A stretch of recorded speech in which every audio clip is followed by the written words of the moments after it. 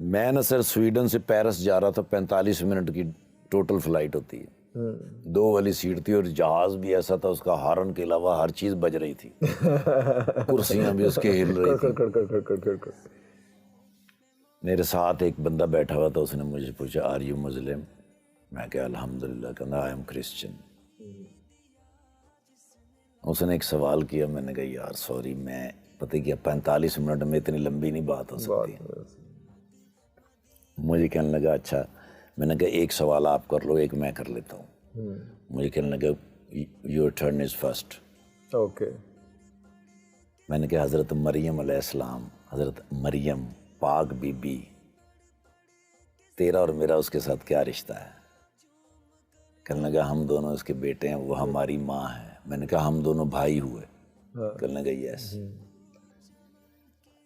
اور میں نے کہا جو میری اور تیری پاک ماں مریم کے اوپر الزام لگاتا ہے وہ دوست ہے، اور جو تیری اور میری پاک ماں کی پاکیزگی کی قسمیں کھاتا ہے، گواہی دیتا ہے، وہ دشمن ہے۔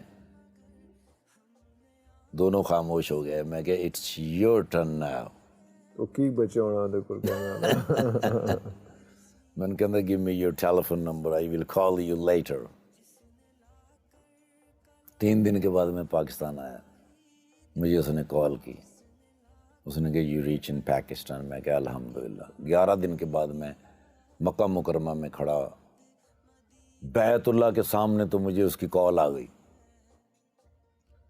کہنا mister Iftikhar this is Daniel, where are you؟ میں کہا I'm in front of بیت اللہ، you know بیت اللہ؟ کہنا I don't know۔ میں نے اس کو بتایا کہ بیت اللہ کیا ہے۔ میں نے کہا یہ وہ جگہ ہے جہاں پر ہر وہ دعا قبول ہو جاتی ہے جس کو نیت اور شوق سے مانگا جائے۔ اللہ اکبر۔ تو کہنے لگا کیا دعا مانگی؟ میں کہا یہ کہ میں اور میرا بھائی دونوں بھی کبھی یہاں کھڑے ہوں۔ او تہاڈی خیر فساد تبران۔ اس کا فون کٹ ہو گیا۔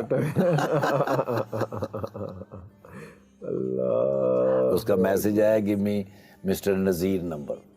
میں نے ان کو ذکر کیا تھا، میں نے کہا سویڈن آیا تھا نذیر بھائی جان کے پاس، تو اس نے کہا give me your Nazir number. میں نے نذیر صاحب کا نمبر بھیجا اور ساتھ میں نے نذیر صاحب کو کال کی۔ میں نے کہا ڈینیل کی کال آئے گی، خیال رکھنا، میرا بھائی ہے۔ دھیان رکھنا۔ ایک دن مکہ مکرمہ میں رہا، اگلے دن پرائیویٹ ٹیکسی سے جناب میں جا رہا ہوں، تو مجھے ڈرائیور نے کہا کہ حدود حرم مدینہ منورہ کی حدود میں داخل ہونے لگے ہیں، حضور سے اجازت بھی لے لیجئے اور درود شریف پیش کر دیجئے۔ بڑا مشکل کام ہے، بڑا مشکل کام ہے۔ وہاں حضور سے اجازت لی، مانگی، درود شریف پڑھا۔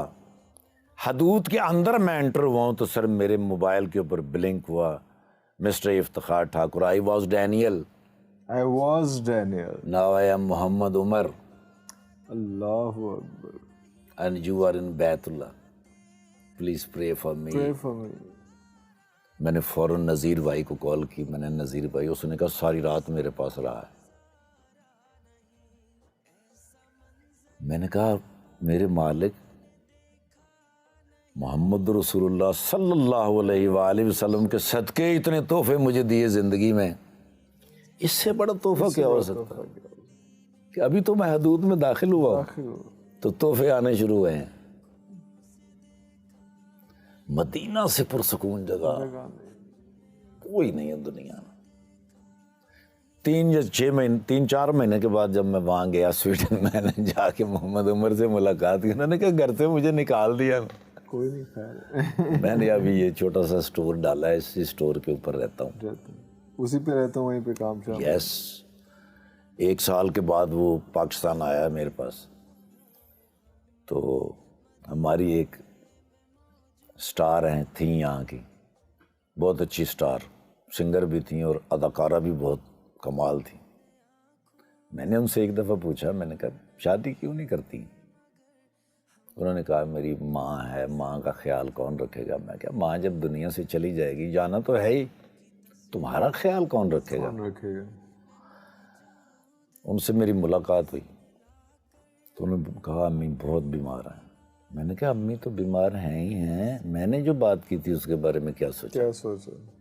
انہوں نے کہا دیکھیں بڑا مشکل ہوتا ہے کسی شوبز کی لڑکی کا کسی کے ساتھ نکاح کر لینا اور اس کے بعد تانے سہنا ساری زندگی. میں نے کہا پھر بتاؤ کیا کرنا ہے, ہونا تو یہ چاہیے.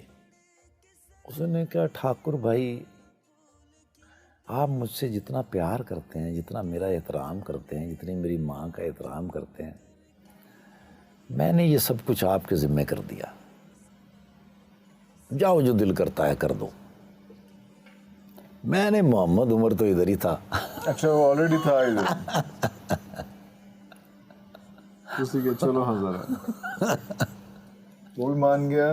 ہاں اس نے تو انہوں نے کہا بھائی آپ میرے بھائی تو ہیں ہی ہیں, مجھے لگتا ہے آپ میری امی بھی ہیں میرے ابو بھی ہیں. مرشد ہیں. اللہ پاک کی رحمت اور برکت سے آج وہ دونوں سویڈن میں ہیں. اللہ بڑی خوبصورت زندگی گزار رہے ہیں, سکون کا لائف. بہترین بچوں کے ساتھ ان کا اتنا اچھا لائف سٹائل ہے. جب بھی جاتا ہوں وہ اتنا پیار کرتے ہیں, اتنا احترام کرتے ہیں. یہ ہے مدینہ. مدینہ آپ کے لیے تحفے بھرے ہوئے رکھتا ہے ہر وقت کہ آپ صرف انٹر ہو جائیں, دعائیں قبول, جو آپ سوچ بھی نہیں سکتے وہ بھی قبول ہوتا جا رہا ہے. مدینہ دنیا کا سب سے میٹھا شہر ہے سر. فضا اچھی, ہوا اچھی, لوگ اچھے, نہ کوئی تیز چلتا ہے نہ کوئی اونچا بولتا ہے. اذان کی آواز بھی ہاں, اور ایسی مزیدار اور میٹھی کہ دل کے اندر اتر جائے. حاضری کیسے ہوتی ہے, اس کی ہمت کہاں سے آتی ہے؟ وہ نہیں آتی سر, نہیں آتی ہے. باب السلام سے میں داخل ہوتا ہوں, کالے میں دیکھتا ہوں لمبے لمبے قد کے,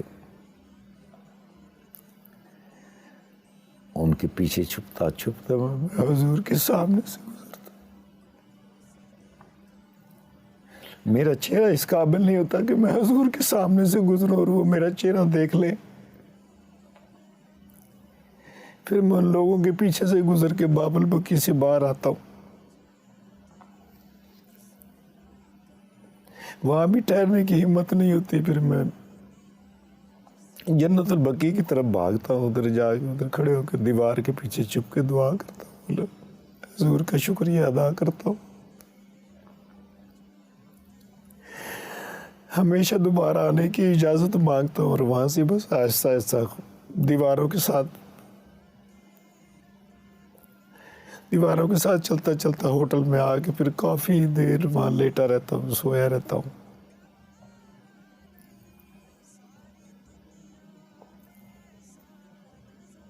بڑی مشکل سے دوبارہ ہمت ہوتی ہے کہ میں مسجد نبوی میں جا کے نماز ادا کروں.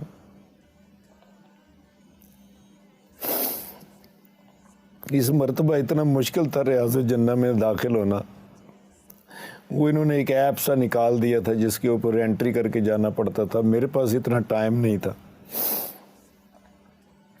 باب السلام سے روتا ہوا داخل ہوا. میں نے کہا یا رب ذوالجلال کیا غلطی ایسی ہو گئی کہ ریاض الجنہ میں داخل نہیں ہو سکتے. باب البقیع سے نکلا ہوں تو وہ سیکیورٹی والا سامنے جو کھڑا تھا وہ ایک دم سے مجھے دیکھنے لگا, افتخار.